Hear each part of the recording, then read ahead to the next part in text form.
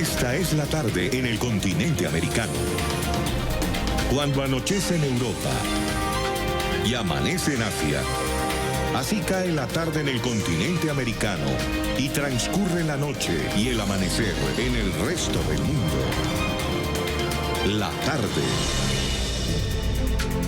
Hola, bienvenidos a la tarde de NTN 24 del Canal de las Américas. Soy Carlos Eduardo Sánchez, hoy por Idania Chirinos y es un gusto poder acompañarlos. Comenzamos. 40 días de estallido social en Chile. Este martes, el país suramericano vivió otra jornada de manifestaciones y disturbios en medio de la crisis política que inició hace 5 semanas. En las movilizaciones, los ciudadanos exigieron al gobierno de Sebastián Piñera un aumento del salario mínimo que actualmente está ubicado en $400 a al menos $660.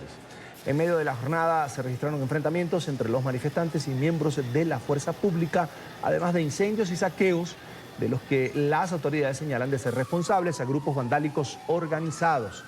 Piñera anunció que por la situación del país no acudirá a la cumbre del clima que se llevará a cabo la próxima semana en Madrid, España.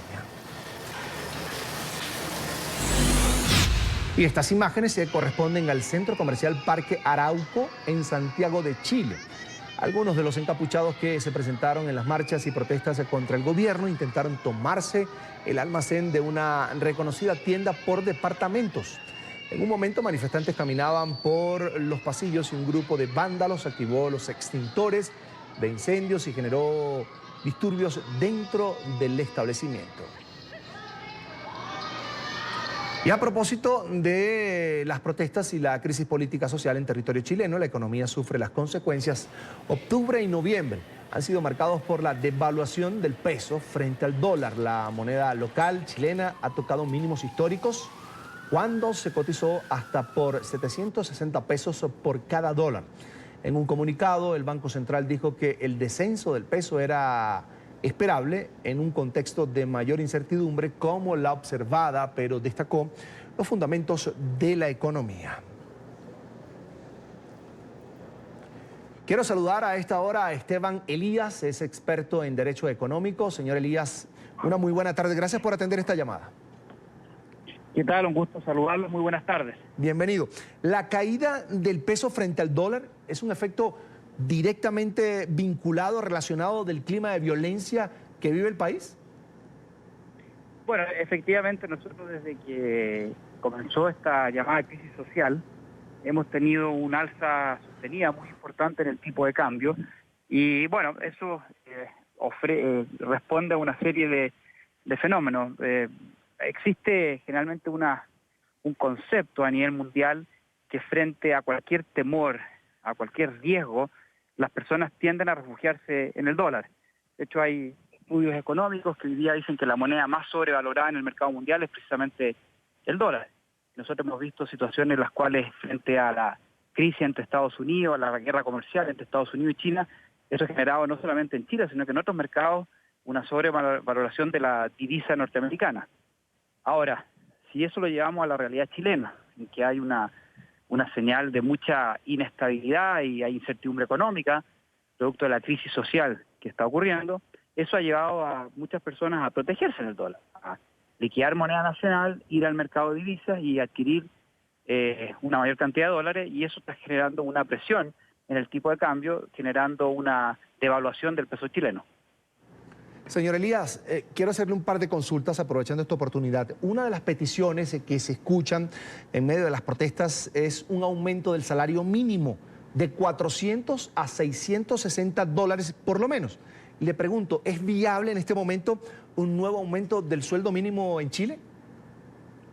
Bueno, lo que pasa es que esa es una muy buena pregunta y la manera de responder es que, y todos los economistas coinciden en que para mejorar el mercado laboral, el mercado de los ingresos de los trabajadores, se necesitan condiciones económicas adecuadas, que haya un mayor crecimiento económico, que haya una mayor productividad, y si eso no está presente, bueno, ¿a qué vía tendríamos que recurrir para aumentar el sueldo mínimo? Y la respuesta sería un endeudamiento, porque por vía directa del desarrollo económico es muy difícil si es que no hay un crecimiento económico adecuado. El gobierno podría a lo mejor subsidiar parte de ese sueldo mínimo, como es una de las iniciativas que existieron y que presentó el presidente de la República, pero eso va a significar a costa de posiblemente un mayor endeudamiento del Estado. Porque recordemos que para que el Estado pueda financiar el gasto público, necesita poder recaudar más a través de la principal vía de recaudación fiscal, que son los impuestos. Y en el caso de Chile, al igual que muchos países dentro de la región, la forma más directa de financiarse por vía de los impuestos es en la medida que haya mayor productividad, ¿no? Y si eso no está presente, se nos genera un problema para poder eventualmente obtener esos recursos adicionales para subir este ingreso mínimo que se quiere incrementar. Ahora, ya el gobierno del presidente Sebastián Piñera ha anunciado algunas reformas sociales y la pregunta es, porque los ánimos siguen caldeados, por supuesto, en varias ciudades del país, ¿qué opciones tiene ahora el gobierno, la administración Piñera, para negociar más mejoras sociales en el país? Mira, la verdad que esa también es una pregunta muy interesante, porque el fenómeno que estamos viendo hoy día es que a pesar de la agenda social que ha sido impulsada por el presidente de la República, pareciera que hoy día hay grupos muy extremos, muy radicales, que da lo mismo lo que se proponga y finalmente las manifestaciones como que no van a detenerse y no van a parar. Por lo tanto, es una encrucijada muy compleja para el gobierno, porque en algún minuto hay que poner un límite a lo que es el financiamiento de cualquier agenda social, cualquier política social implica un mayor gasto público. Y si yo gasto en un sector, tengo que dejar de gastar en otro sector. Entonces, o nos transformamos en un gobierno tremendamente populista, hacemos promesas, que esas después no se van a poder concretar y eso generaría posiblemente mayor problema, o simplemente hay un minuto en que hay que decir, bueno, llegamos hasta acá, veamos cómo avanzamos y ahí veremos qué va pasando. Pero la respuesta frente a su pregunta es que definitivamente existe un sector dentro de la población que está muy radicalizado, muy extremista y que claramente da la sensación de que da lo mismo lo que el gobierno o cualquier grupo ofrezca y ellos no van a parar de su manifestación y de la forma en que tan violentamente han salido a protestar. Fíjese, las proyecciones de crecimiento económico para Chile para este año, 2019, antes de las protestas era de entre 2,6 y 3%. Ahora, en medio de la incertidumbre, por supuesto, la violencia, se espera que la economía sufra un impacto negativo. Quiero que hablemos de esto. ¿Qué podemos esperar a final de año?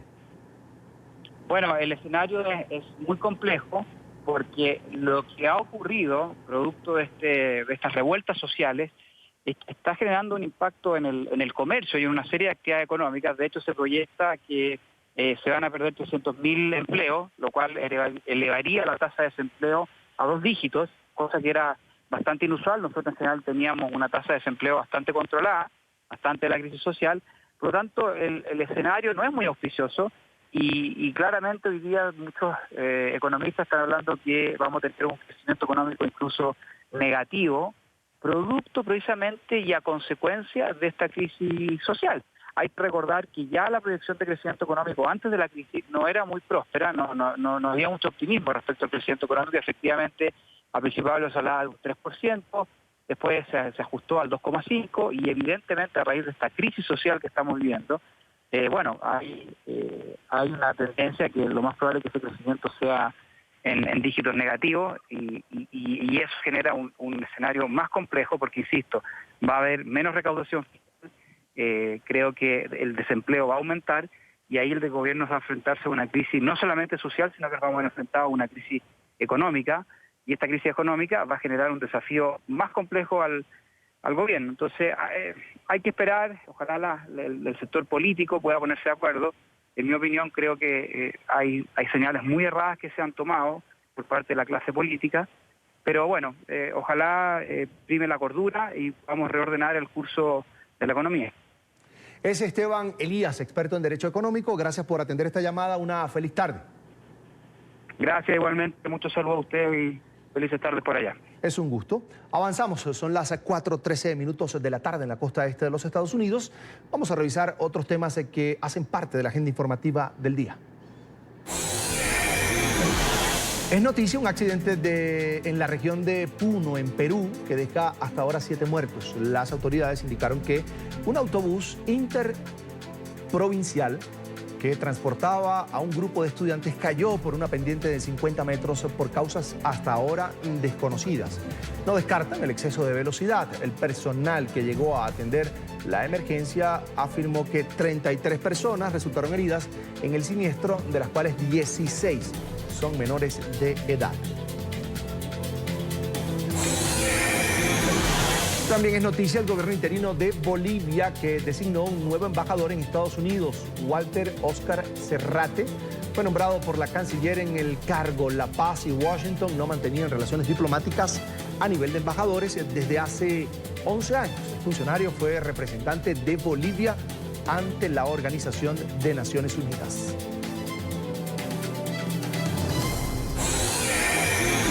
Es noticia la destitución del actual embajador del gobierno interino de Venezuela en Colombia, Humberto Calderón Berti.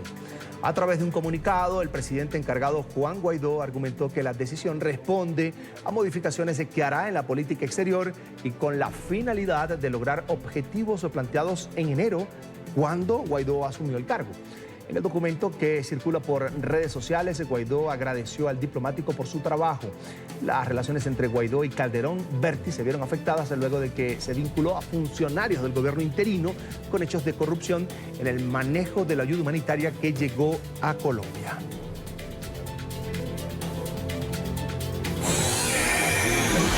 Es noticia Colombia, que vive en calma una nueva jornada de protestas en medio del llamado a un segundo paro nacional que hicieron centrales obreras, estudiantes y otros sectores sociales. En las manifestaciones que estallaron el jueves pasado se realizan también homenajes a Dylan Cruz, el joven de 18 años que murió luego de resultar herido por el escuadrón antidisturbios de la Policía Nacional.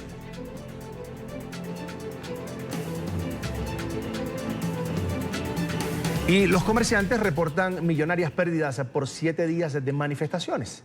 La Federación Nacional de Comerciantes de Colombia reportó que en todo el país se pierden por las protestas cada día 150.000 millones de pesos, unos 43 millones de dólares.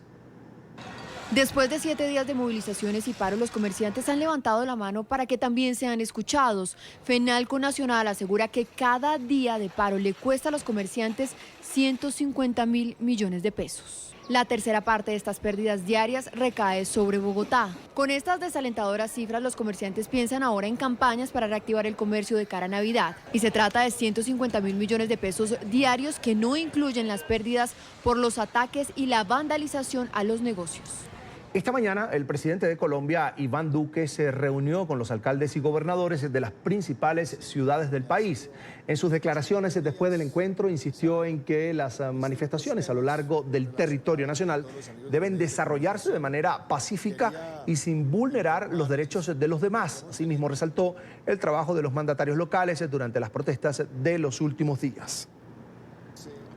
Garantizar en muchas de las ciudades espacios donde se pueda expresar la ciudadanía a través de la protesta pacífica, pero también de la protesta ordenada. Y eso significa que los derechos de las personas no estén por encima de los derechos de los demás.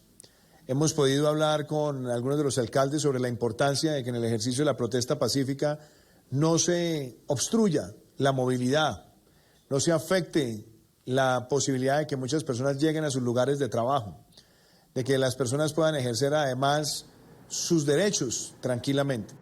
Actualizamos a esta hora la información de esta nueva jornada de protestas. Vamos en directo a la capital colombiana con nuestro periodista Felipe Quintero. Felipe, buena tarde.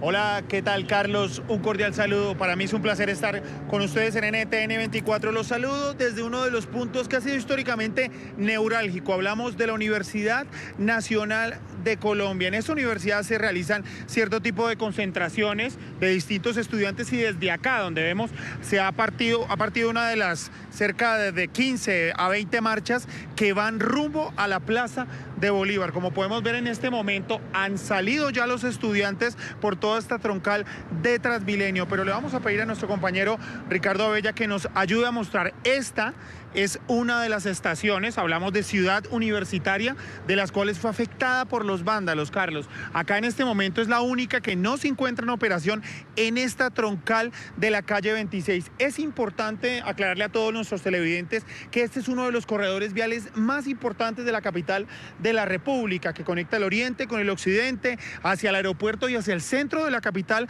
de la República, que es donde les estoy mostrando en este momento y donde la movilización ya ha avanzado. Es importante destacar, Carlos y televidentes, que pues la movilización ha sido bastante pacífica desde tempranas horas de la mañana hacia las 10 de la mañana, pues no se ha presentado ninguna alteración del orden público, pero precisamente acá llegan varios estudiantes que comienzan ya pues a concentrarse en la entrada de la Universidad Nacional de Colombia. Ahí vemos una serie de pancartas, ya ahí vamos mostrándoles poco a poco todas las pancartas pues de protesta y del paro que pues ya completa su 7º día y pues que ya comienza en Colombia también pues distintas negociaciones entre el gobierno y algunos sectores. El Congreso también ha entrado pues a mediar en todo este conflicto, el cual pues ya comienza a tener algunas luces verdes para una solución pronta. Es de anotar el comportamiento de todos los marchantes ha sido prácticamente ejemplar. Incluso hemos podido ver y hemos presenciado también a lo largo de toda esta transmisión especial de RCN y de NTN 24, pues muchos acercamientos entre los marchantes y los integrantes del ESMAD. Recordemos que han estado pues en el ojo del huracán debido a los métodos y debido a todo lo que se ha generado por la muerte de un joven llamado Dylan Cruz.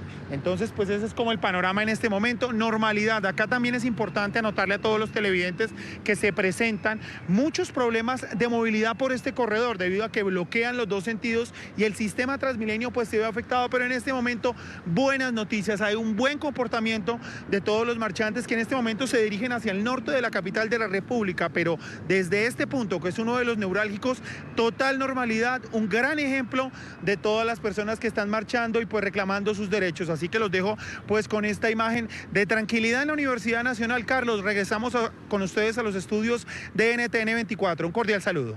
Felipe Quintero, uno de nuestros periodistas NTN 24 en la capital colombiana. Agradecemos a Felipe por este reporte. Las marchas, Felipe, comenzaron a las 9 de la mañana hora local. En Bogotá, la capital del país, la mayor concentración tuvo lugar entre el Parque Nacional y la Plaza de Bolívar, a donde han llegado las movilizaciones. 4.000 uniformados de la policía y 2.000 soldados del ejército resguardan las calles de la ciudad. Vamos al centro de Bogotá con otro de nuestros periodistas en Colombia, Carlos Raigoso.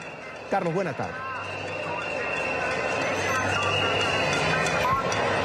Hola, ¿qué tal, Carlos? Feliz tarde para usted, para todos los televidentes en Latinoamérica. Efectivamente, la Plaza de Bolívar ha sido el punto de concentración de todos estos manifestantes que han salido de diferentes sitios en Bogotá para reunirse justo acá.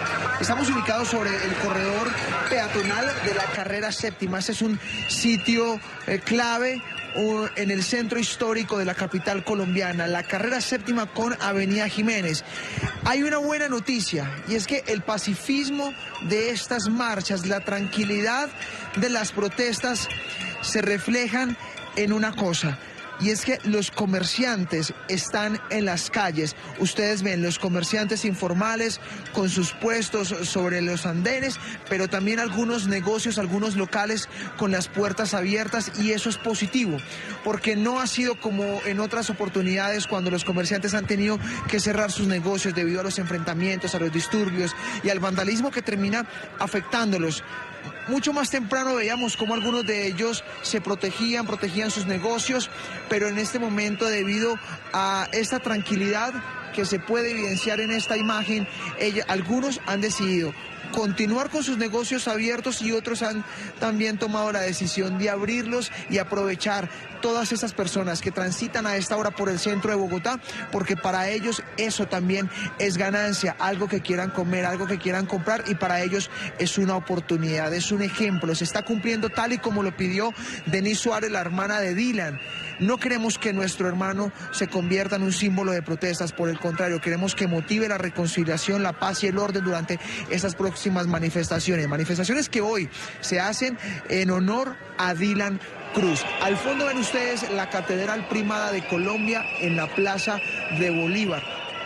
otro lugar histórico e importante. Allá es donde se han estado reuniendo la mayoría de estos manifestantes. Sin embargo, vemos que hay mucho tránsito de personas por este corredor vial. La mayoría de ellas vienen hacia acá, es decir, caminan hacia el norte de la ciudad, porque muchos, aunque llegaron desde temprano, han estado allí, han sentado su voz de protesta, pero también han comenzado a regresar a sus casas. Eso es positivo, eso es importante. Vamos a mostrar acá, le voy a pedir a mi camarógrafo Saúl Castro, por favor, vamos a bajar un poco la cámara para mostrar algunos de los uniformados, de los militares que custodian las calles. No hay SMAT, no hay policía precisamente para evitar provocaciones, pero sí hay ejército y ha transcurrido con mucha calma. En otras partes de Bogotá nos han dado ejemplos los mismos manifestantes, el mismo escuadrón móvil antidisturbios, cuando han compartido un chocolate, cuando han dado muestras de afecto, de cariño, de reconciliación, de paz y de lo que quieren los colombianos también, con todos esos argumentos que han motivado estas marchas en el país: fin a la corrupción, fin al odio, a la violencia. Eso es bien importante. Seguiremos atentos entonces al transcurso de estas marchas. Ya hacia el norte de Bogotá están los estudiantes. Aquí se han concentrado sobre todo los trabajadores y algunos grupos sociales, pero los estudiantes de las diferentes universidades se han ido hacia el norte de la capital. Para NTN 24 informó Carlos Raigoso desde el centro de Bogotá. Feliz tarde. Una feliz tarde para ti, gracias a Carlos Raigoso, periodista de NTN 24 en Colombia, desde el centro de Bogotá, con el reporte sobre las manifestaciones del día de hoy. Total paz se reporta a esta hora en las calles de la capital colombiana. Quiero saludar a Andrés Nieto, experto en temas de seguridad. Señor Nieto, una muy buena tarde, bienvenido a NTN 24. Muchas gracias por la invitación, un saludo a toda la audiencia. Bogotá, Colombia muestra hoy otra cara, una cara de ciudadanos de diferentes sectores marchando, tal vez elevando consignas en contra o pidiendo el respeto o rehaciendo reclamos, en este caso, al gobierno, pero sin violencia. Es lo que acabamos de ver en dos contactos que hicimos en diferentes puntos de la capital colombiana, de Bogotá. ¿A qué debemos esto, incluso cuando hay elementos del ejército custodiando las calles de la capital colombiana? Bueno, no solo en Bogotá, sino en el resto del país. Ya vemos cerca de 10 ciudades que se han movilizado en paz. Muchas de las movilizaciones ya terminaron a esta hora en Cartagena, en Pasto, en Bucaramanga, en total tranquilidad. Quizás algún tipo de enfrentamiento menor en Pasto, sin grandes heridos o resultados, pero lo que hay que ver aquí no es que el paro haya disminuido su acción o que hoy tengamos menos personas, sino lo que ustedes han dicho: se ha encontrado un mecanismo de diálogo entre la misma ciudadanía que es muy interesante y al cual el gobierno debería prestar la atención, porque quiere decir precisamente que se está distensionando el tema de violencia para centrarse otra vez en los objetivos fundamentales y primarios del paro, que fue el paquete de reformas laborales, educativas, económicas que presentó el presidente por medio del Ministerio de Hacienda, la movilización por líderes sociales y la desprotección, la muerte que se ha dado alrededor de ellos, y finalmente pues todo lo que ha ido acumulando con el paso del tiempo este gobierno, que va desde el descontento con los procesos de paz y la articulación y el desarrollo que se ha dado, digamos, la falta de garantías sobre este y otros tantos que se han acumulado. Ahora, uno pensaba que con la lamentable muerte del joven Dylan Cruz en una protesta a manos de un elemento, en este caso del SMAT, que es el Escuadrón Antimotines de la Policía Nacional, el país se iba a incendiar. Pero este hecho, repetimos, lamentable, condenable, lo que abrió fue una amplia discusión en cuanto al respeto que deben tener los ciudadanos hacia la fuerza pública y el respeto y el uso debido de la fuerza por parte también de la fuerza pública. Creo que Colombia, con lo que estamos viendo hoy, empieza a superar ese capítulo, además del mensaje de la propia familia de Dylan, que pide al país: dialoguen, conversen, lleguen a acuerdos y dejemos la violencia a un lado. Precisamente ese punto fue fundamental. La familia de Dylan, a pesar de estar en un momento tan fuerte, tan, ¿cómo decirlo?, tan triste en esta situación, porque ellos perdieron fue un familiar, un hermano, un hijo, dan un mensaje de reconciliación muy claro. Ayer en el comunicado que dan hubo una frase que llegó a Twitter y que incluso estuvo entre lo más nombrado y las tendencias, y es: nuestra arma siempre será el amor y el diálogo. Y si lo dicen desde la misma familia que hoy la que directamente sufre la partida de Dylan, además diciendo que no solo sea un símbolo de protesta o que se quede allí, sino un símbolo de reconciliación, de paz, de diálogo y de las necesidades de poner sobre la mesa debates como el uso de la fuerza pública. Colombia accedió a ese mensaje, lo escuchó y hoy vemos incluso, como pasó en el sur oriente de Bogotá, vimos cómo diferentes ciudadanos se organizaron e incluso ofrecieron diferentes bebidas como chocolates y aromáticas al mismo ESMAD y a la fuerza pública. Y eso es fundamental porque la violencia tiene que repudiarse desde cualquier orilla, desde donde venga. Porque murió Dylan, es lamentable, y también tenemos algunos uniformados, algunas unidades que han resultado lesionadas. Y no podemos seguir con estas agresiones en medio de la calle entre estos dos bandos cuando el proceso de fondo y los líderes del paro ya han dicho que ese no es el tema. El tema sigue siendo las reformas que quiere implantar el presidente frente a educación y que incluso ya salió una, que es la de la famosa masacre laboral, como la han catalogado algunos de los sindicatos, con la creación de este holding financiero desde el Estado, que es una figura totalmente nueva en este país y que debería evaluarse para evitar que termine afectando a las empresas, a la misma banca privada y a todo el proceso social. Andrés, en medio de la violencia que ha vivido el país en los días pasados, donde pues hubo mucha tensión, hubo mucha preocupación de las familias en sus conjuntos residenciales, en fin, la gente entró prácticamente en pánico la semana pasada, viernes y sábado, sobre todo en Cali y en Bogotá, en la capital, Cali, otra ciudad importante de Colombia. Ver la situación ahora de compromiso, en este caso del gobierno, de los líderes del paro, de la gente que ha salido a marchar expresando sus opiniones sobre la situación del país, y ver la situación de comprensión que hay ahora en las calles por parte de las autoridades, de la fuerza pública, a pesar de todo esto que se ha vivido. Uno echa un poquito para atrás y empieza a pensar o a escudriñar y dice, ¿en algún momento será que hubo la intención de grupos organizados, vandálicos, de hacerle daño al gobierno por la vía de la violencia? Bueno, especialmente en esa ola de pánico que se vivió en Cali y en Bogotá, donde circularon diferentes videos, imágenes, textos sobre supuestos grupos organizados que iban a atacar los espacios residenciales de ambas ciudades, hay que hacer tres análisis en temas de seguridad. Uno, es imposible que tantos delincuentes se organicen para poder atacar cada uno de los conjuntos residenciales o barrios en simultánea, pero lo que es cierto es que una ola de pánico es mucho más peligrosa que una ola delincuencial, precisamente porque alrededor de esto se presta para cualquier situación, como la justicia por mano propia, las lesiones personales, los homicidios, las agresiones. Y algo que quedó preocupante o que quedó para analizar sobre la mesa y que hoy nos preocupa es el uso de armas. Nos dimos cuenta ese día que los ciudadanos de alguna forma están armados, tienen armas de fuego, armas contundentes y que estarían dispuestos a usarlos. Eso no se puede volver a permitir por ninguna de las administraciones, y es dejar avanzar tanto una ola de miedo, de pánico, que incluso colapsaron diferentes líneas de emergencia como la 123 de Bogotá. Y esto no se puede permitir porque en ciudades como la capital, que tiene más de 8 millones de habitantes, otro tipo de estas olas podrían terminar en consecuencias muy trágicas.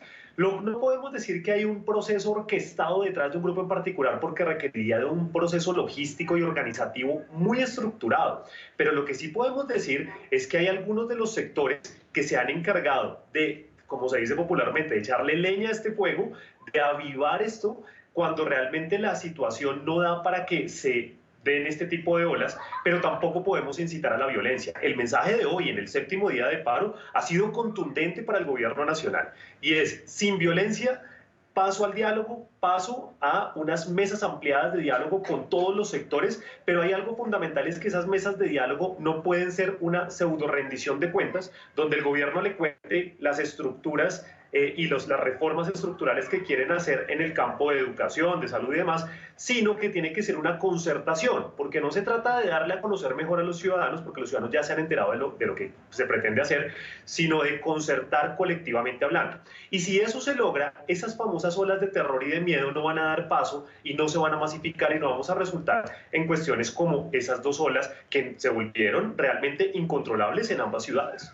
Y hubo un rechazo importante también, Andrés, de los colombianos a ese tipo de situaciones que se vivieron. Había gente que estaba en sus conjuntos, en su apartamento, en su casa, a favor de las manifestaciones por los reclamos que se le están haciendo al gobierno, pero que rechazaban ese tipo de situaciones. Ojalá que Colombia siga así, como la estamos viendo el día de hoy, con protestas que tienen todo el derecho los ciudadanos de hacerlas, pero en paz. Es Andrés Nieto, experto en temas de seguridad. Gracias por estar con nosotros. Una feliz tarde. A ustedes, muchas gracias por la invitación. Un abrazo. Vamos a hacer la primera pausa en la tarde de NTN 24. Recuerde seguirnos en nuestras cuentas de Twitter. Allí están apareciendo en pantalla, @NTN24, @NTN24BE. Con información de Venezuela, mi cuenta es @CE Sánchez M. Vamos a la pausa con imágenes de lo que está ocurriendo precisamente en las calles de Bogotá, la capital de Colombia. Banderas nacionales a esta hora ondean en las calles de la ciudad en total paz.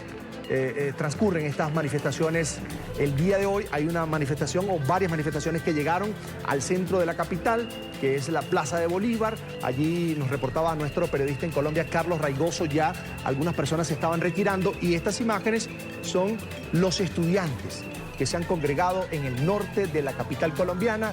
Ahí está la manifestación con arengas. Siguen reclamando cambios profundos sociales en Colombia, pero hay que destacar en total paz. A la pausa y ya regresamos.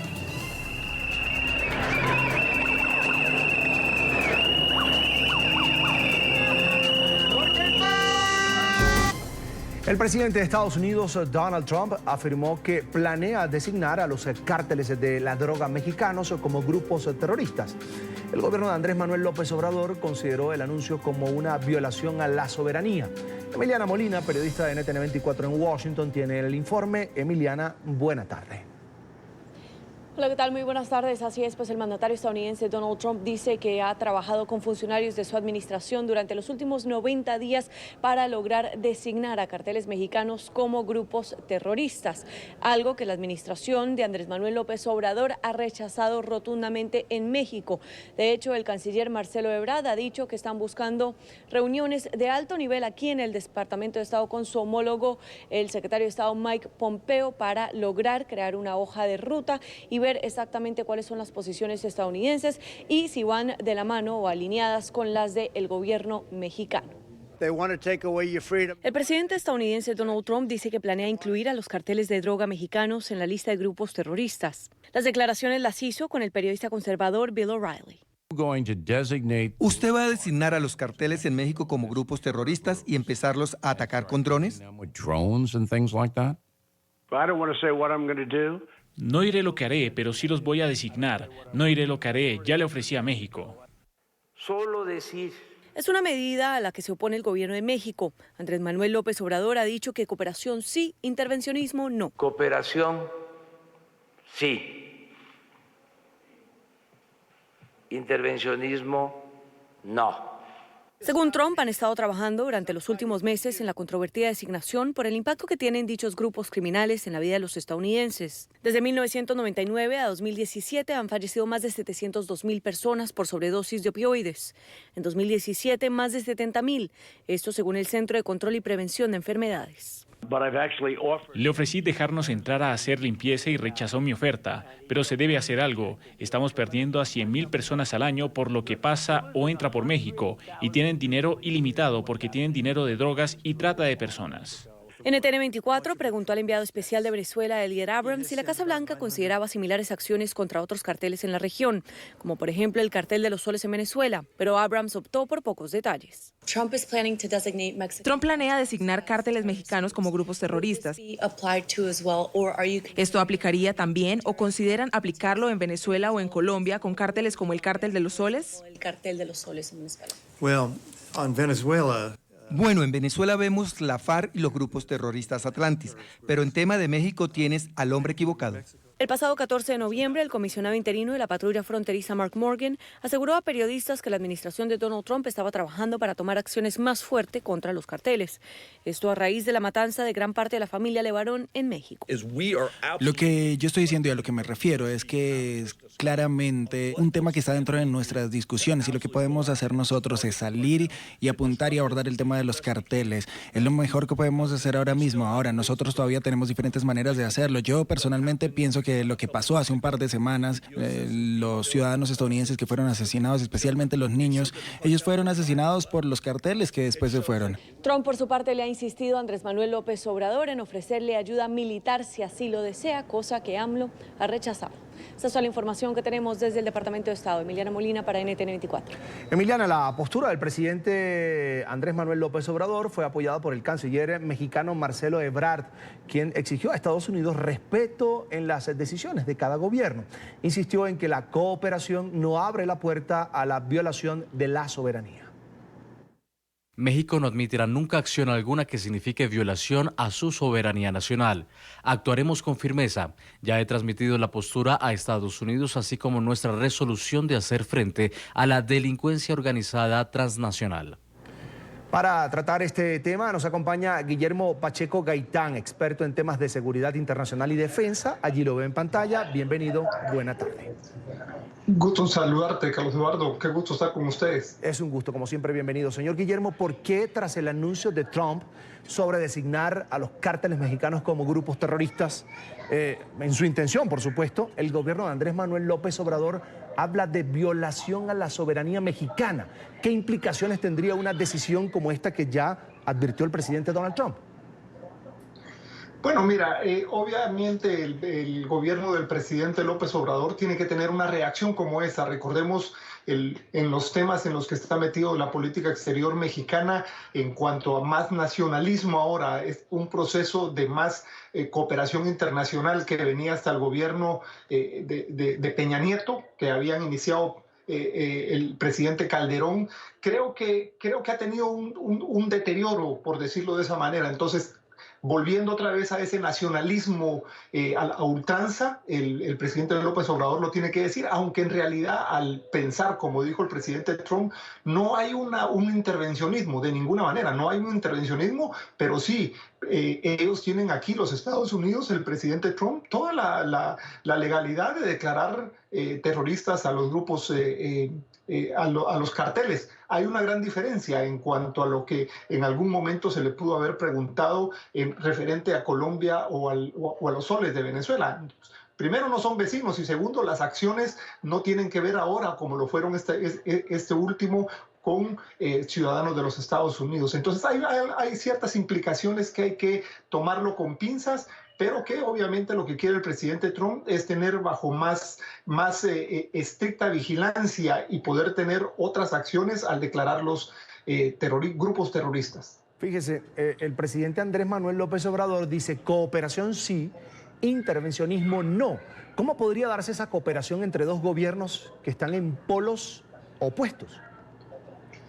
Mira, evidentemente tu pregunta creo que va hacia tratar de encontrar el mejor acercamiento, pero evidentemente creo yo que el experimento que está haciendo el presidente López Obrador respecto a la Guardia Nacional y cómo han tenido estos procesos, recordemos el caso que vivieron con el hijo del Chapo Guzmán, no le permite a él todavía tener una certeza en cuanto a cómo va a los alcances que va a tener su política de seguridad nacional. Entonces, obviamente por eso el presidente Trump, desde el caso del Chapo Guzmán, él empezó puentes respecto a decir, mire, tenemos que tener mayores acercamientos. Obviamente, al declarar el presidente Trump que está considerando que pueden ser grupos terroristas, esto pone en un punto, digamos, de reacción frente a los ciudadanos al presidente López Obrador. Creo yo que ya se están dando el acercamiento a un nivel más operativo, más táctico. Se está generando, lo que tienen que ponerse más de acuerdo es en el político estratégico, pero en lo táctico operativo han habido muchos acercamientos entre Guardia Nacional y algunas fuerzas estatales aquí en los Estados Unidos. Señor Pacheco, la política de AMLO frente a la violencia, hablo de la política nacional interna, por supuesto, frente a la violencia y la inseguridad es abrazos, no balazos. El argumento de este gobierno es que no va a poner en riesgo más la vida de civiles en la lucha contra el crimen organizado. La pregunta es, ¿terminarán creciendo en terreno y poder los cárteles mexicanos? Mira, yo creo que el crecimiento que ha tenido los cárteles mexicanos ha sido evidente, sobre todo a partir de un fenómeno que se dio al ir cayendo los máximos capos, un fraccionamiento, lo que ha generado que hayan muchos más carteles. Esto para mí dificulta la negociación. Antes la negociación era menos compleja porque el conjunto de carteles era menor. Ahora el conjunto de carteles es mayor. El grado de violencia con la que ellos quieren mandar un mensaje al gobierno también es mayor. Entonces, para mí eso ha dificultado el tema del presidente López Obrador. Ahora también en un proceso de transición por el protagonismo que quiere darle a la Guardia Nacional y lo que se generó a partir la frustrada detención, aunque fue detención y después liberación del hijo del Chapo Guzmán. Entonces, decir que paz, abrazos y no balazos tiene sus complejidades, tiene sus alcances, y lo que los índices nos están demostrando en México es que todavía el abrazos y no balazos no está teniendo el alcance que quisiera el presidente López Obrador. El tema del narcotráfico es un tema que en el caso de México y Estados Unidos, por supuesto es compartido. Por ejemplo, el gobierno de México acusa a Estados Unidos porque los cárteles se pueden acceder a las armas que van de Estados Unidos hacia México, y Estados Unidos pide un combate frontal al gobierno de AMLO, al gobierno de México en esta lucha contra el narco. Es decir, en algún momento podemos esperar que, por ejemplo, el presidente Donald Trump, su administración, presione por otras vías sobre este punto al gobierno de México. Ya lo hizo en materia de migración y de alguna manera, según analistas mexicanos, puso contra la pared en tema migratorio al gobierno de México. Mira, yo no creo que lo haya puesto sobre la pared. Entendamos una cosa, lo que hizo el presidente Trump yo no lo vería como ponerlo con la pared, sino pedir cooperación. ¿Qué tipo de cooperación? Controle más su frontera sur. Veamos una cosa, el descuido que normalmente en los últimos años ha tenido el gobierno de México en su frontera sur hace también que los índices, por ejemplo, de pobreza, no de violencia, pero de pobreza, sean los más grandes que tiene el Estado mexicano. Entonces, ¿qué le dijo? Mire, por favor, ponga un poco de atención en su frontera sur porque tiene una porosidad increíble. ¿Qué hizo FI? Fue comprometer más al gobierno, principalmente al gobierno de Guatemala, respecto al resguardo fronterizo. Pero yo no creo que lo que ha hecho es decirle casi como, no, decirle, mire, usted tiene que preocuparse de esto. ¿Qué hizo México? Mandó más efectivos de la Guardia Nacional, generó un compromiso, un relacionamiento, generó cooperación. Lo que pasa que en cuanto a cómo algunos analistas lo puede ver, sí, hay un empuje del presidente Trump, pero desde mi punto de vista creo que la cooperación que se puede dar y como se dio en migración, recordemos que en el tema de migración está también implícito el tema de seguridad nacional. Lo que ven los Estados Unidos es que a través del ingreso de los inmigrantes ilegales ingresa de todo, o sea, ingresa muchas cosas que el gobierno trata de detener. Ahí está en pantalla Guillermo Pacheco Gaitán, experto en temas de seguridad internacional y defensa. Le agradezco mucho que haya compartido con nosotros estos minutos aquí en la tarde de NTN 24. A ustedes es un privilegio poder compartirlo. Buena tarde, hasta la próxima. Avanzamos. El 15% de la población adulta de los Estados Unidos vive con algún tipo de enfermedad renal crónica, según el Centro para el Control y Prevención de Enfermedades. Muchos logran extender su calidad de vida gracias a un trasplante de riñón, pero esta no es una posibilidad disponible para quienes son inmigrantes indocumentados. María Isabel Esiquio teme abandonar muy pronto a sus 3 hijos si no logra operarse próximamente. Ningún hospital de la ciudad de Nueva York, donde vive ella, le programa la cirugía por no tener los documentos, los papeles legales para estar en Estados Unidos. Alejandro Rincón, nuestro periodista en la Gran Manzana, tiene el reporte. Alejandro.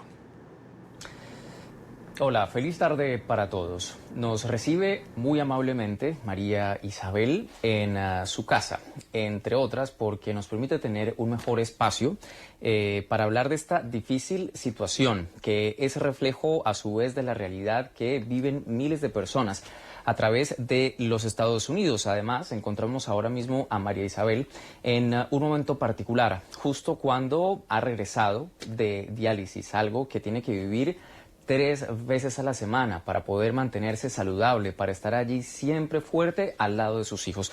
María Isabel, gracias por estos minutos para NTN 24.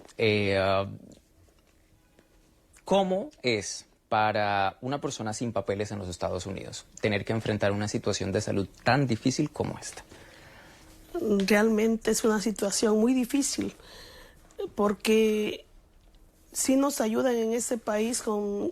Gracias a Dios, este país es muy bendecido porque nos ayudan en el hospital con hacernos estas diálisis, pero es algo que no se lo deseo a nadie, porque es difícil para mí 3 horas y media estar en el hospital, en cama, tirada ahí y sin poder moverme por las agujas, por acá que la presión, imagínense.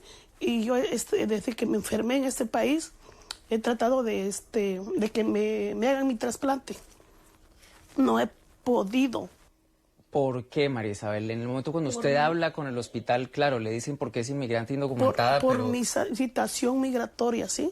Ese es el problema.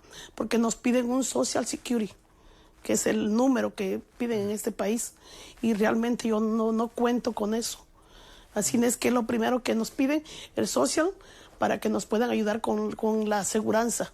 En este momento, ya al pasar 5 años por esta situación y pues al decidir también contar su historia, ¿qué es lo más complicado a nivel físico, a nivel emocional? Porque pues también parte del factor por el cual esta historia surgió, usted también desea contarla después también un poco proyectando a futuro lo que pudiera llegar a ser. ¿Qué es lo más complicado en ese sentido, María Isabel, después de tantos años? ¿La resistencia del cuerpo? No sé, que tal vez por lo emocional, las niñas. Claro, mis niñas también, ellas sufren. Ella, imagínense, ella también no las afecta en todos los sentidos a ellas. Ya están al pendiente de mí. Ya incluso 2 niñas las tengo en el colegio, no viven conmigo aquí, pero me están llamando, mami, ¿cómo estás? Incluso cuando llego a caer enferma, me llevo a internar en el hospital. Imagínense cómo se ponen ellas. Niñas las afecta demasiado en todos los aspectos. Yo también ya no puedo trabajar, solamente trabaja mi esposo, dependemos todas de él. Y pues hay muchos factores que nos están afectando. Y yo por eso le pido a los alcaldes, a los senadores que hagan una ley para que a las gentes que llegamos a este país, que nuestra situación migratoria, que nos den para que nos operen, nos hagan el trasplante, porque yo necesito un trasplante de riñones. Incluso yo tengo 2 hermanas que están dispuestas a darme el riñón, pero por mi misma situación migratoria, por el Social Security, no me pueden operar en ningún hospital. Yo he tocado puertas, pero pues no se puede.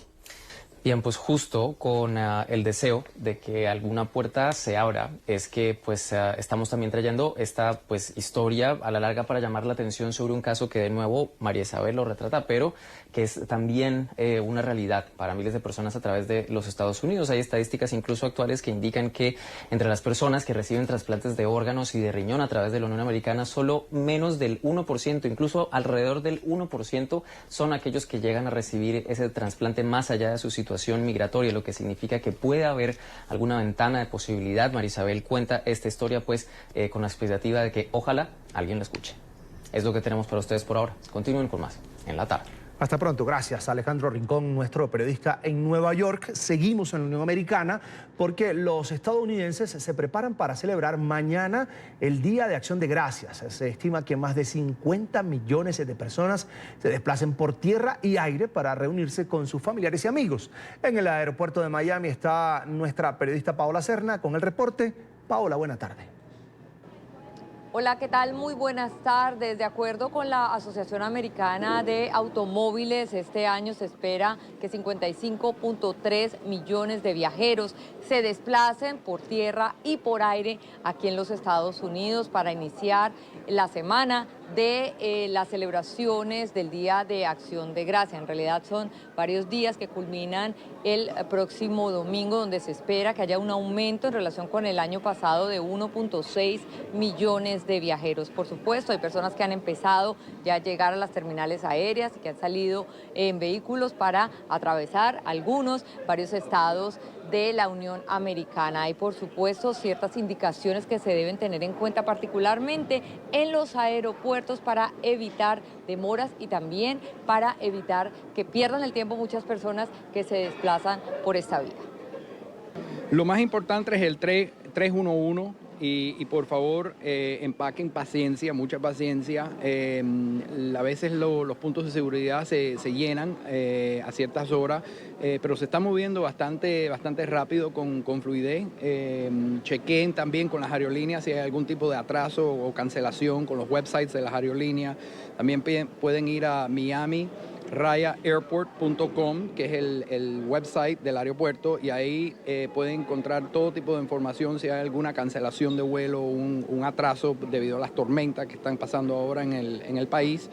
Si tienen alguna duda en lo que pueden llevar por el punto de seguridad, pueden ir a tsa.gov y ahí les dicen, hay un listado ahí sobre todas las reglas y todo lo que pueden traer a través del punto de seguridad y lo que no pueden llevar.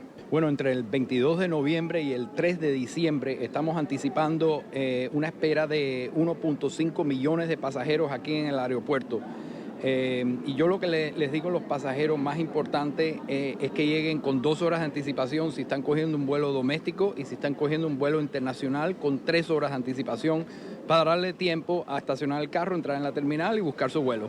Y es que este feriado de Acción de Gracias es quizás el más importante para los estadounidenses. Comienza a partir de hoy miércoles y hasta el próximo domingo, y muchos ciudadanos atraviesan prácticamente toda la Unión Americana para visitar a familiares y amigos. Mi hija vive en Kentucky, son casi 16 horas de viaje por carretera, entonces por eso decidimos viajar por avión. Aunque es el día más ocupado del aeropuerto y de los viajes.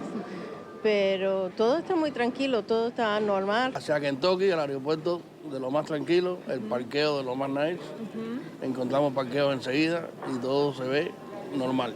Es importante destacar que debido a la tormenta de nieve en el norte de la Unión Americana, cientos de vuelos han sido cancelados y miles más se encuentran retrasados, por lo que es sumamente importante que las personas verifiquen el estado de sus vuelos antes de desplazarse a las terminales aéreas. La información desde Miami, Paola Serna. Continúen con más desde nuestros estudios centrales. Buenas tardes. Una muy buena tarde para ti, Paola. Gracias. Un abrazo en la Florida. En medio de abucheos y gritos, la primera dama de los Estados Unidos, Melania Trump, fue recibida en una universidad en Baltimore.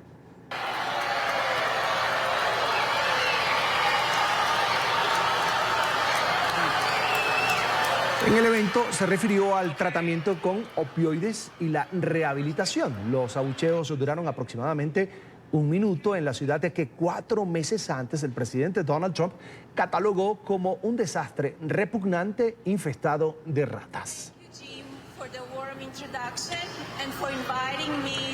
Tiempo de una nueva pausa para comerciales aquí en la tarde, y al volver la ONG venezolana Foro Penal niega su participación en un supuesto diálogo con el régimen de Nicolás Maduro. Esto y más en minutos aquí en la tarde.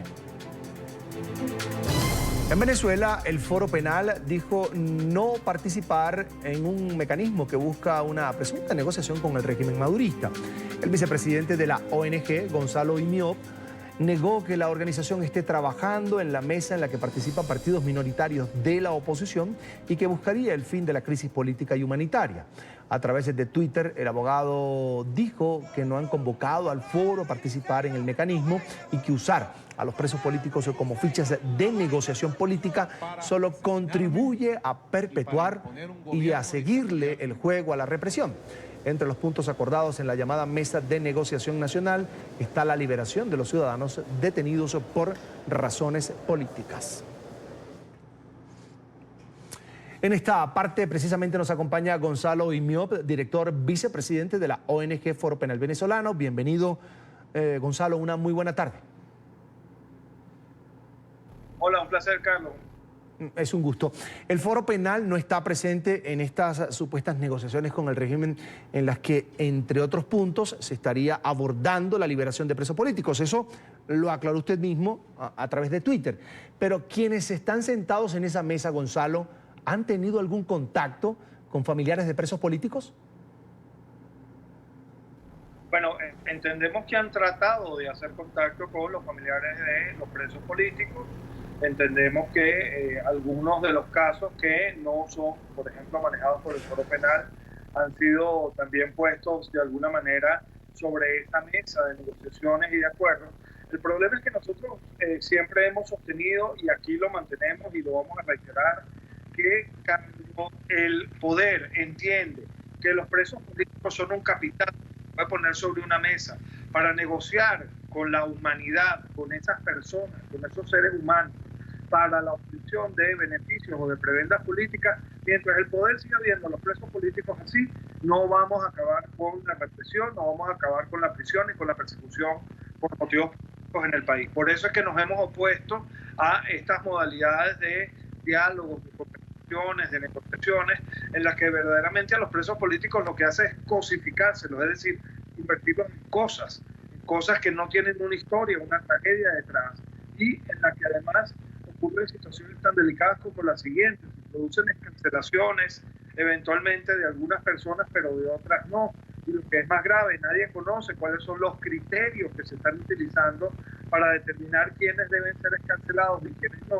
Y además eso nos sitúa a nosotros, a los que sí manejamos los casos, a los que sí llevamos directamente la defensa de estas situaciones, en una incómoda posición en la cual sí somos nosotros los que le tenemos que dar la cara a los que no resultan favorecidos por estos procesos de negociación que se realizan siempre, normalmente de espaldas a los presos políticos.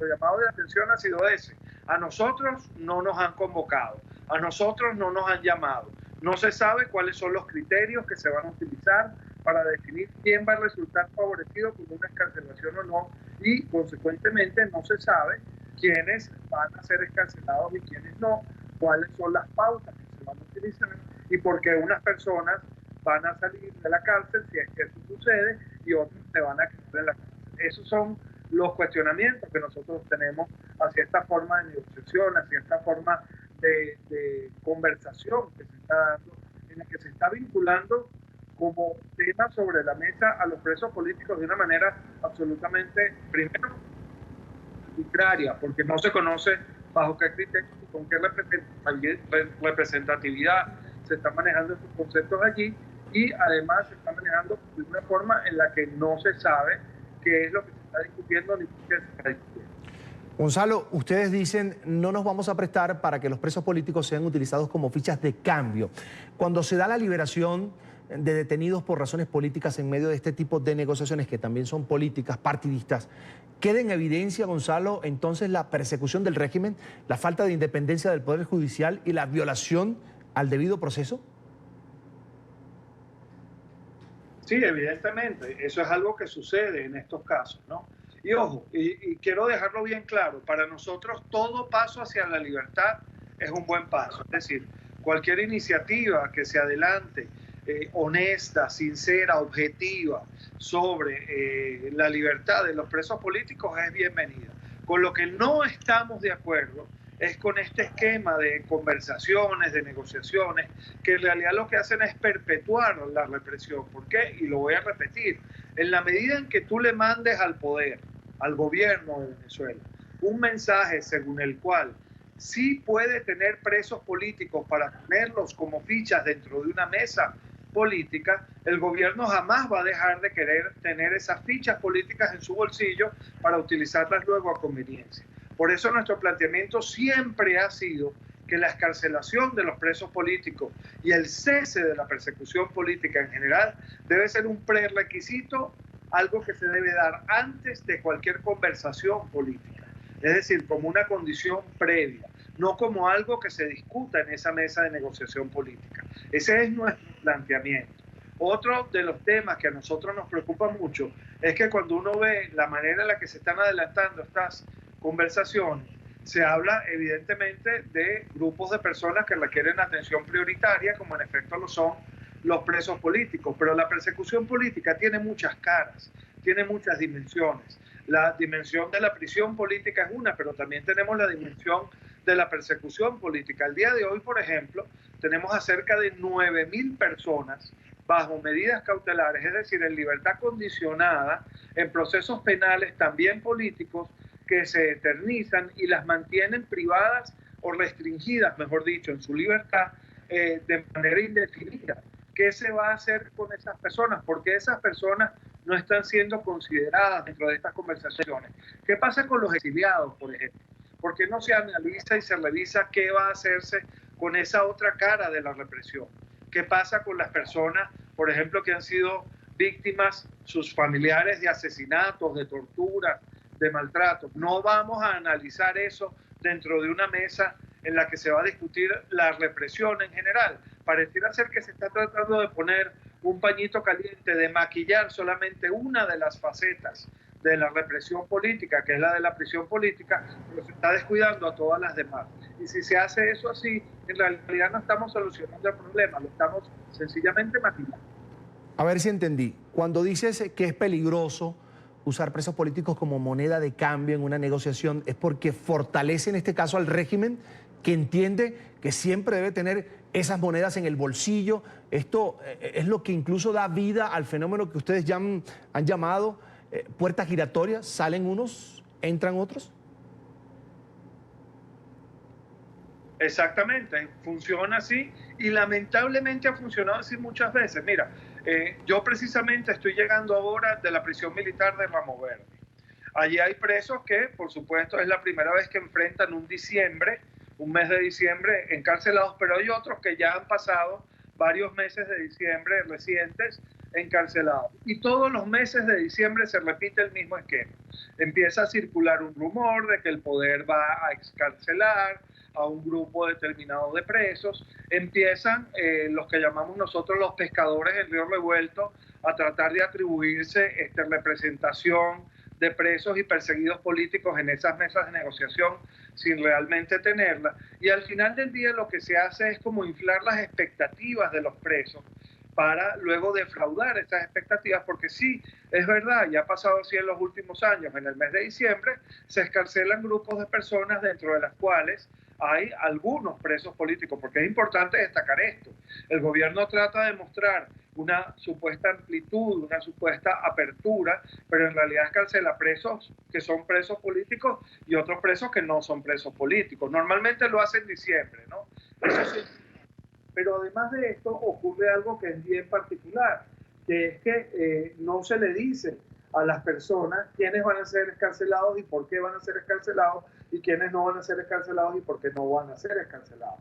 Esto genera, por supuesto, mucha inquietud, infla las expectativas innecesariamente de los presos y al final termina siendo más perjudicial que beneficioso. ¿Por qué? Porque al final esas celdas que quedan vacías durante el mes de diciembre, normalmente es así, algunas celdas de presos políticos quedan vacías, pasan a ser de nuevo llenadas con nuevos presos políticos. Entonces, ¿qué te demuestra eso? ¿Cuál es la conclusión que tú puedes sacar de esto?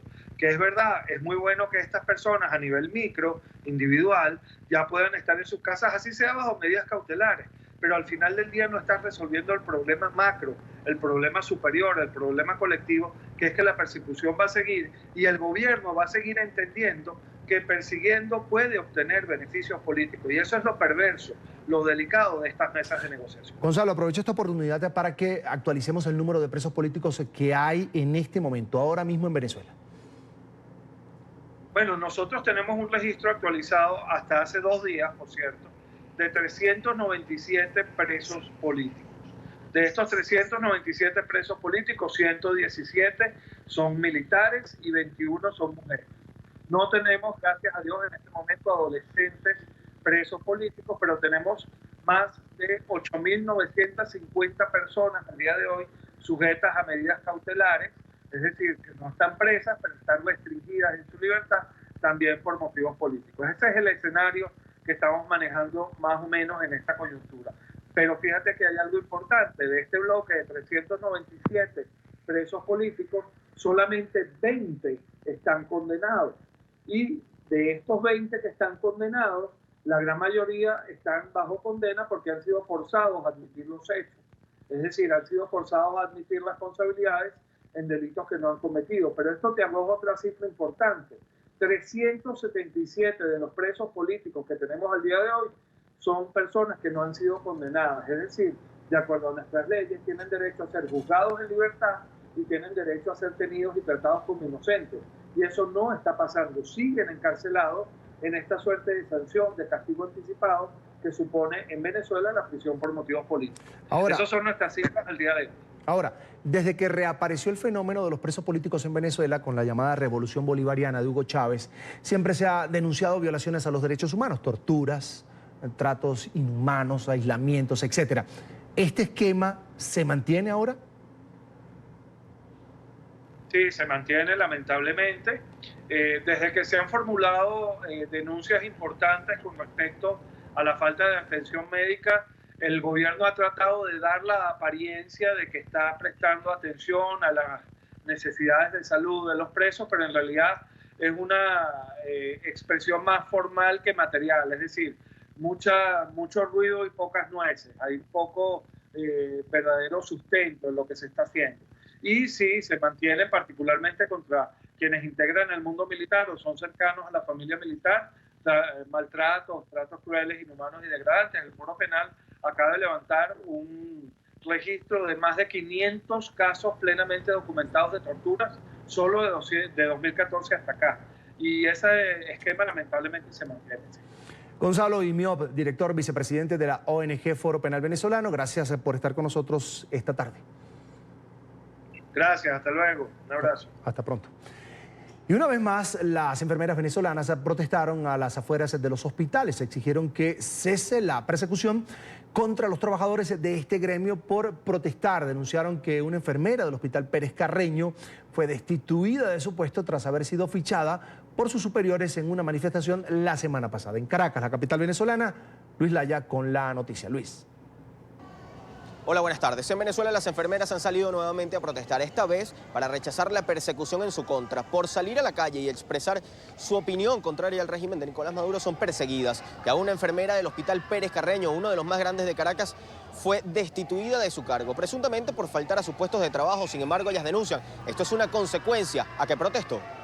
Entonces no tengo para comer, no tengo para el pasaje y por unos retardos que ellos dicen que es por eso, entonces me destituyen. Me parece que es injusto, pero eso no me va a callar ni me va a silenciar. Perseguidas por manifestar, así están las enfermeras. Este lunes Ivette Hernández fue notificada de su destitución. Sus jefes dicen que es por llegar tarde al trabajo, pero ella ya había sido amenazada. Asegura que es por alzar su voz. Sabiendo muy bien que en el hospital todos los días se nos muere, no un paciente ni dos. Son varios pacientes. Denuncian que Ulises Rojas, quien es director general de Recursos Humanos del Seguro Social venezolano, ataca a quienes exponen su mala gestión.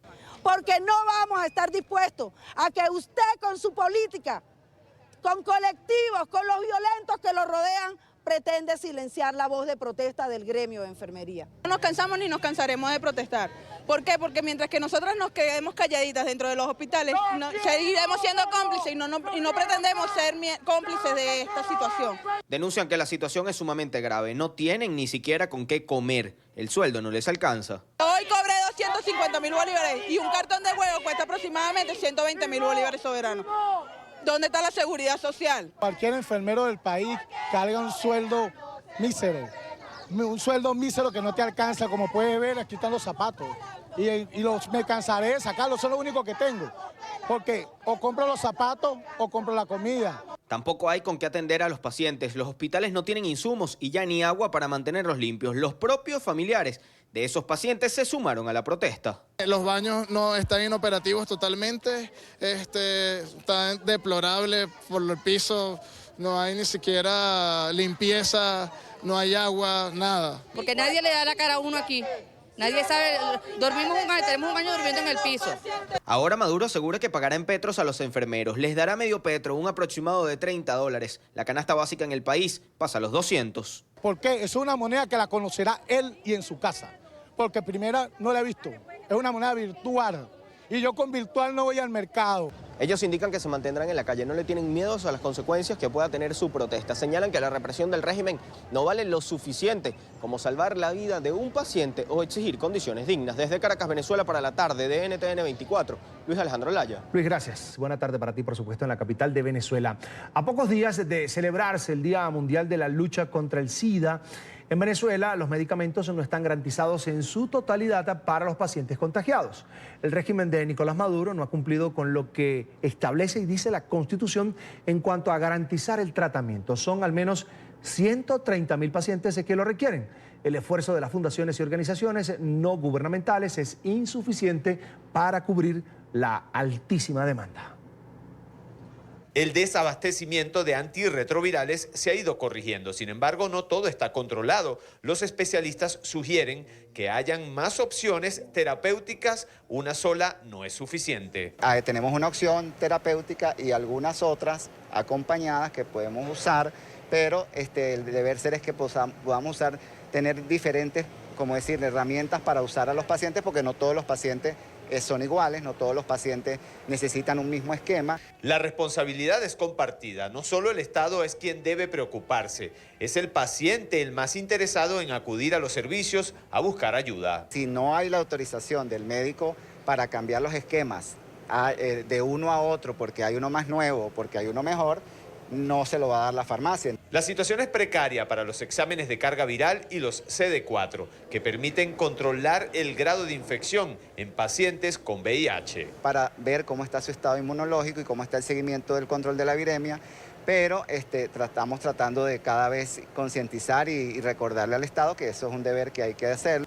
Tener VIH no es sinónimo de muerte y es allí donde los artistas tratan de crear conciencia a la población que vive con esa condición. También promueven el uso del preservativo. Lo más importante es prevenir y no llegar a pasar por eso. Aquí en Venezuela yo creo que las personas que tienen esta condición es grave porque no se consiguen los medicamentos y cuesta muchísimo. Entonces a veces se tienen que ir a otros países. Los artistas siempre han trabajado en pro de la salud y este año están más comprometidos que nunca. Buscando la manera de llevar las herramientas a los sitios más recónditos en donde no lo hay, en donde ni siquiera se percibe, ni siquiera se habla. A pesar de las carencias, la Organización Mundial de la Salud realizó un importante donativo para pacientes venezolanos. Dolutegravir, que es el medicamento de elección a nivel mundial y gracias al Plan Maestro tenemos disponibilidad actualmente en Venezuela.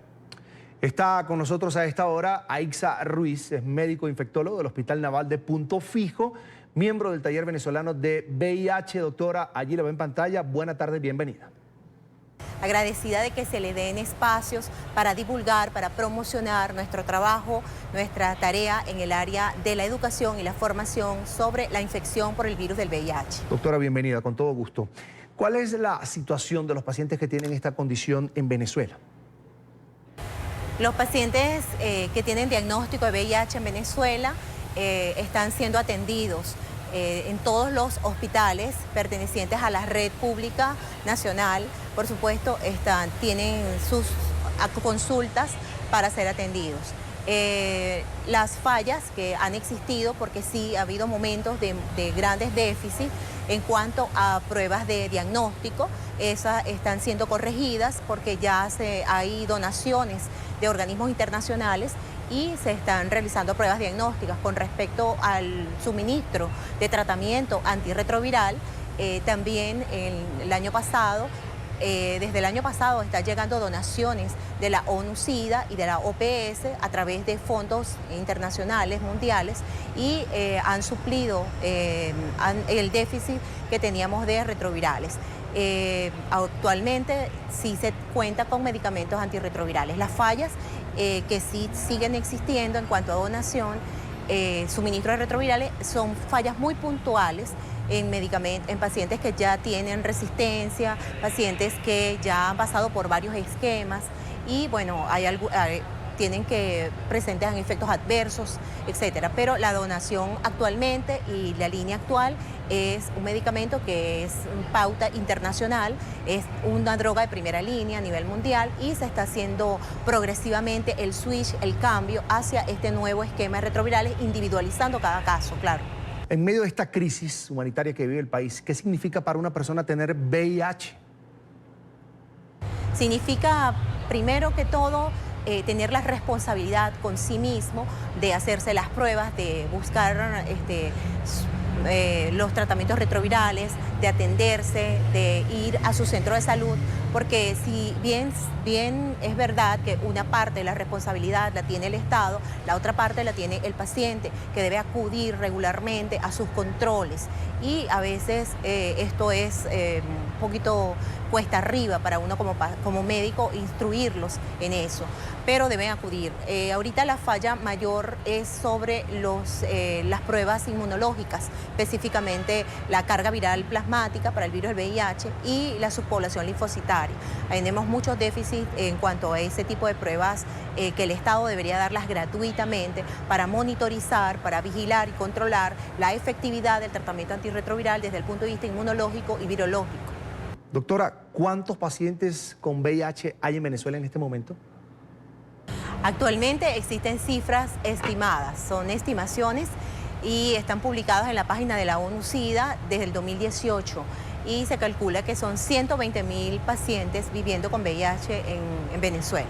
Hay muchos pacientes, doctora, que tuvieron que emigrar por esta situación de carestía en Venezuela, buscando precisamente conseguir esos medicamentos, esos tratamientos en otros países. ¿Ustedes han hecho seguimiento? ¿Cuál sería la situación de estas personas que ya se fueron del país?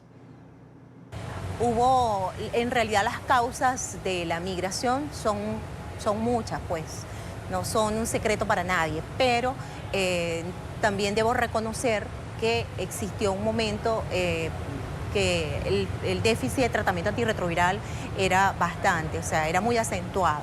Pero gracias a la donación de organismos internacionales, ya ese déficit ha sido suplido en más de un 80%. Y la situación actual es bastante favorable. ¿Ha disminuido la mortalidad en Venezuela? ¿Conoce las estadísticas? ¿Tiene información? Sí, actualmente hay cifras extraoficiales que hablan de disminución de la mortalidad.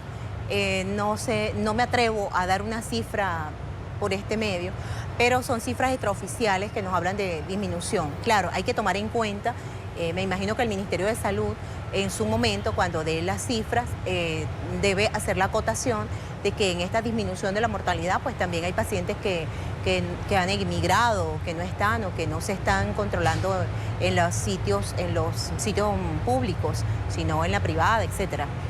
Finalmente, doctor, hablemos de la campaña que ustedes están presentando a pocos días del 1 de diciembre, Día Mundial de la Lucha contra el SIDA. Nuestra campaña lleva por nombre el VIH también viste de mujer.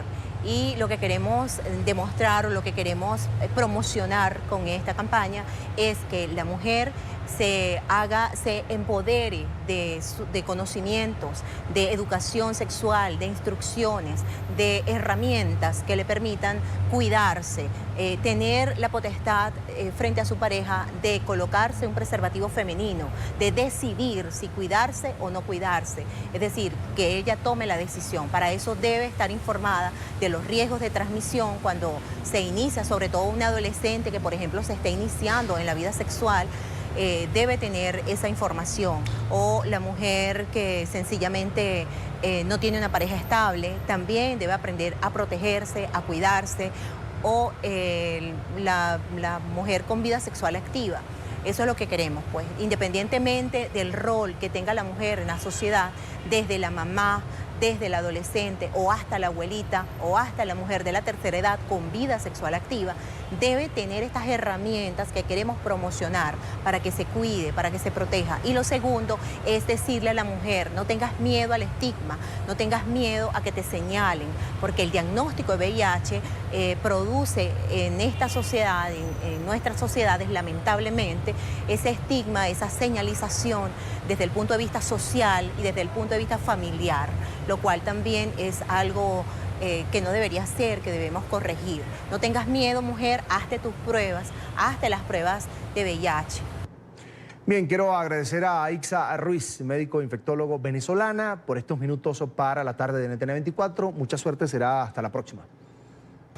a ti, a tu programa, a tu producción, por incluir este tema tan importante para que sea divulgado, para que la gente conozca y también para que nuestra organización, nuestra ONG, que apenas tiene 4 años, llamada Taller Venezolano de VIH, pueda decir lo que hacemos, o sea, visibilizarnos, decir que trabajamos todo el año, no solamente el día alrededor o en el marco del Día Mundial del SIDA, que es el día 1 de diciembre, sino que todo el año estamos trabajando en pro de nuestros pacientes, en pro de nuestra comunidad, de informar, de educar a través de nuestras redes sociales y a través de distintos tipos de formación en los liceos y diferentes tipos de capacitación que dictamos en distintos estados del país. Claro que sí, doctora, estamos para servir. Feliz tarde, hasta la próxima. Y un nuevo fenómeno vive la migración venezolana. Expertos en esta materia descubrieron que la reunificación familiar ha cobrado fuerza en los últimos meses. Son familias enteras que han decidido emigrar a un mismo país con el fin de recuperar el núcleo del hogar. Según cifras de distintas organizaciones, hasta 5 años tarda una familia en reencontrarse. Este es un informe a continuación de Oliver Fernández, uno de nuestros periodistas en Venezuela, desde la capital, desde Caracas. La familia de migrantes no se rinde, hacen todo por estar juntos. Es la reunificación familiar, es decir, mucha gente está trayendo a sus hijos, a su esposa, a su esposo, para encontrarse en el país receptor. Pero ¿cómo sobreviven ante la adversidad sin recursos? Trabajando en lo que hay, ¿no? En lo que encuentran.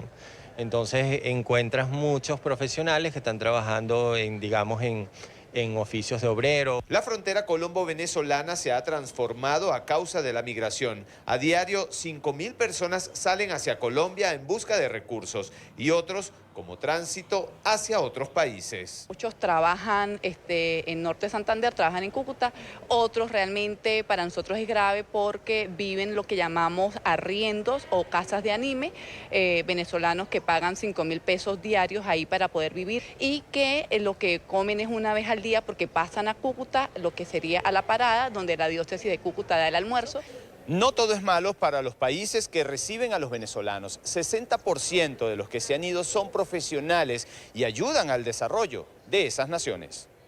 Te voy a dar un ejemplo dramático. Yo estudio San Martín, que es una pequeña isla holandesa en el norte del Caribe, y ahí hay 2 urólogos en San Martín, en toda la isla. La isla tiene 42.000 habitantes. Esos 2 urólogos son venezolanos, ¿no? Son los dos médicos que lograron llegar a la isla y por supuesto la isla lo ha recibido con los brazos abiertos porque es algo que la isla necesita. La migración pendular o circular también ha cobrado fuerza en la frontera del Táchira con Colombia. Los venezolanos que buscan remesas y esas remesas, pues bueno, compran las medicinas, los alimentos, pagan servicios y todos aquellos bienes que necesitan. Los expertos también determinaron que no todos se van para siempre, sino que trabajan en otros países y regresan por temporadas. Mucha gente va a salir por periodos a lo mejor de 6, 8 meses a trabajar y luego va a regresar a Venezuela a pasar temporadas y así va a estar pasando. El reto no solo es para el que se va, quienes quedan no pueden abandonar sus hábitos. En Caracas, soy Oliver Fernández, NTN 24. Tenemos que hacer una nueva pausa aquí en la tarde. Los invito por ahora a que visiten nuestro sitio en internet. Ahí lo tienen, www.ntn24.com. Todas las noticias desarrolladas están allí, en nuestro sitio en internet, en nuestro portal web. También desde el home usted puede acceder a la señal en vivo, volver a ver además las entrevistas de todos los programas del canal, reportajes especiales y consultar documentos de interés. Recuerde, www.ntn24.com. Tenemos que hacer la pausa. Vamos a la pausa con imágenes de lo que ocurre a esta hora en la Plaza de Bolívar. Eso es el centro de Bogotá, la capital de Colombia. Cientos de manifestantes congregados allí con banderas de Colombia, gritando consignas a favor de su protesta. Por supuesto que así ha transcurrido este día de hoy en una nueva convocatoria paro nacional para hoy por parte de centrales obreras, de estudiantes, organizaciones sociales y ciudadanos.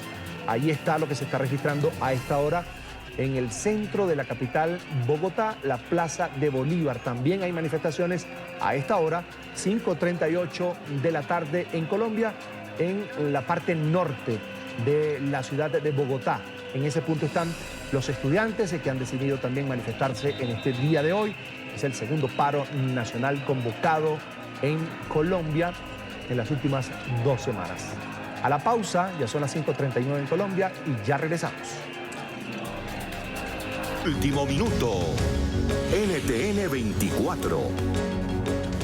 Mucha atención, un tribunal brasileño aumenta a 17 años la pena de prisión contra el expresidente Luis Ignacio Lula da Silva. Los 3 jueces del Tribunal Regional Federal de la Cuarta Región votaron por unanimidad a aumentar la pena de 12 años y 11 meses por la que fue condenado en febrero en primera instancia. El relator del operativo de investigación Lavallato fue el primero en emitir su voto en la sesión. Tras la decisión de Greban Neto, el magistrado Leandro Paulsen votó en el mismo sentido que su antecesor, ampliando la pena de prisión.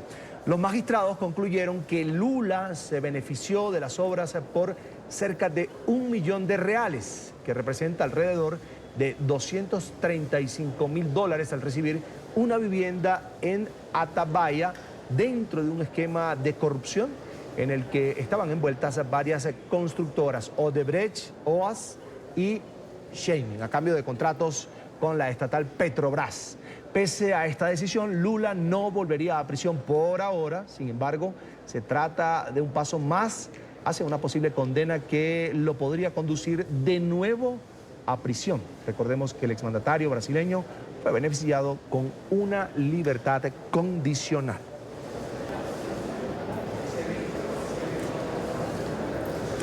De inmediato, el exmandatario brasileño reaccionó en su cuenta de Twitter, escribió lo siguiente: ganaré cada proceso contra mí, desenmascarando sus mentiras. Mi inocencia está probada en el expediente del caso, no tienen pruebas.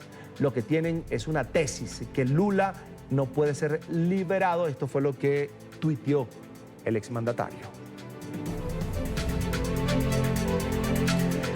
Una pausa más aquí en la tarde, quédese con nosotros, ya regresamos. Ya son las 5:54 de la tarde en Bogotá. Volvemos a Colombia para actualizar la información sobre las marchas y concentraciones que se registran a esta hora como parte del paro nacional convocado por distintos sectores sociales, laborales y económicos. En el norte de Bogotá se encuentra Carlos Arturo Albino y nos tiene el reporte a esta hora de lo que ha sido la jornada. Carlos, buena tarde. Carlos Eduardo, buenas tardes. Te saludo desde la autopista norte. Los estudiantes siguen marchando de manera tranquila. Ha sido una marcha llena de mucho también entusiasmo por parte de los estudiantes. Aquí me encuentro con una estudiante que va marchando. ¿Cuál es su nombre y apellido? Andrea Nieto. Andrea, ¿y de qué universidad está marchando usted el día de hoy? La Universidad de la Gran Colombia. Bueno, ¿cómo te sientes de este sentir de los estudiantes? Poco a poco se fueron sumando. Sí, es una marcha, ha progresado pacíficamente y ha sido muy alegre. Los estudiantes nos hemos unido mucho, los colombianos, y esta es la finalidad, ¿no? La paz, los niños, la educación, y nada, lo estamos demostrando así pacíficamente. No hay necesidad de SMAT, no hay necesidad de policías, porque todas las marchas siempre prosperan así hasta que llega el SMAT y nos ataca. Muchísimas gracias, Andrea. Siguen marchando. Es la situación que se vive a esta hora. Los estudiantes siguen marchando de manera pacífica a través de la autopista norte. Por la autopista norte, en un principio se iban a quedar en una calle, la calle 100, sin embargo han seguido, y a esta altura vamos por la 116, y todavía continúa la marcha hacia el norte de la ciudad. Todavía no sabemos hasta qué punto. Nosotros seguiremos acá muy atentos a lo que está ocurriendo. NTN 24 está atento a lo que ocurre en Colombia con estas manifestaciones, el llamado a paro nacional. Y por supuesto, si quiere seguir enterado, quédese con nosotros. Carlos Arturo Albino, NTN 24. Reporte de nuestro periodista Carlos Arturo Albino, desplegado también en las calles de Bogotá, Colombia, con motivo de este paro, segundo paro nacional convocado por sectores de la sociedad civil. Vamos a ir a otro punto de Bogotá. La Plaza de Bolívar comienza a caer la noche. Allí, como ven, se congregaron desde temprano. Llegaron varias movilizaciones, varias marchas hasta este punto. Allí en la Plaza de Bolívar también se ubica el Parlamento, el Congreso de Colombia, la sede del Tribunal o de la Corte de Justicia, y más atrás de la sede del Parlamento está La Casa de Nariño, que es la sede del gobierno, residencia y sede del gobierno colombiano, es la residencia también del presidente de la República. Comienza a caer la noche en este punto de la capital colombiana, donde, repito, se congregaron trabajadores, miembros de sindicatos, dirigentes políticos, otros ciudadanos colombianos que apoyaron esta movilización el día de hoy. Al fondo se ve esta gigantografía con la cara de Dylan Cruz. Es un homenaje a este estudiante de 18 años, acababa de graduarse de bachiller, que fue impactado por un elemento antimotín por parte de un agente, en este caso del Escuadrón Antimotines de la Policía Nacional de Colombia. Ahí está la pancarta, es un homenaje a Dylan. Recordemos que su hermana, su familia pidió a los colombianos mantener la protesta, pero de manera pacífica, para rendirle homenaje a la lucha de Dylan. Es un estudiante que ni siquiera había empezado a estudiar la universidad, apenas acababa de graduarse de bachillerato. Esta es la concentración, ya comienza a mermar, la gente comienza a retirarse, pero en ambos puntos, tanto en el norte como aquí, que es el centro, el casco histórico de Bogotá, donde confluyen además la sede de los poderes públicos, la situación es de total normalidad y paz. Algunas velas comienzan a ser encendidas a esta hora, también en homenaje a Dylan Cruz. Y así llegamos al final de la tarde, de vuelta en pantalla solo para agradecerles su sintonía la tarde de hoy. Recuerden seguirnos en nuestras cuentas de Twitter y revisar el desarrollo de todas las noticias internacionales en nuestro sitio en internet. Recuerden www.ntn24.com. Tengan todos un feliz resto de jornada.